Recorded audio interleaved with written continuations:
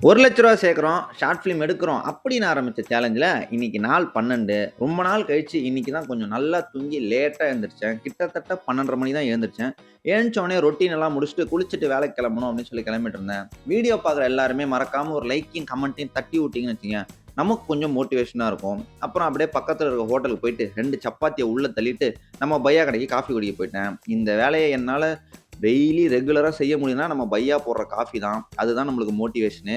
அதுக்கப்புறம் பார்த்தீங்கன்னா, வழக்கம் போல ஆர்டர்ஸ் போட்ட கிளம்பியாச்சு. அப்புறம் வீட்ல தண்ணி இல்லன்னு கால் பண்ணாங்க. அத போய் புடிச்சு குடுத்துட்டு வந்துட்டேன். அப்புறம் லாஸ்ட் ஆர்டர முடிச்சுட்டு வீட்டுக்கு வந்து பார்த்தா, குப்பை நெறையா இருந்துச்சு. அதெல்லாம் கிளீன் பண்ணி கொண்டு போய் போட்டுட்டு, பக்கத்துல இருக்க ஹோட்டல்ல 3 சப்பாத்தி வாங்கிட்டு வந்து சாப்பிட்டு, போர்ச்சுகல் விசஸ் ஸ்பெயின் மேட்ச் பார்த்துருந்தேன். போர்ச்சுகல் தோத்துருச்சு. ரொனால்டோ அழுதுகிட்டே அந்த ஸ்டேடியம் விட்டு வெளியில போறத பார்க்கவே கஷ்டமா இருந்துச்சு. ரொனால்டோ லைஃப்ல வந்து நம்மளுக்கு ஒரு எக்ஸாம்பிள். ரிலேஷன்ஷிப்பா இருக்கட்டும், ஸ்போர்ட்ஸா இருக்கட்டும். எஃபோர்ட்ஸ் வந்து ஒரு சைட்ல மட்டும் போறதுனால எந்த சேஞ்சுமே நடக்காது.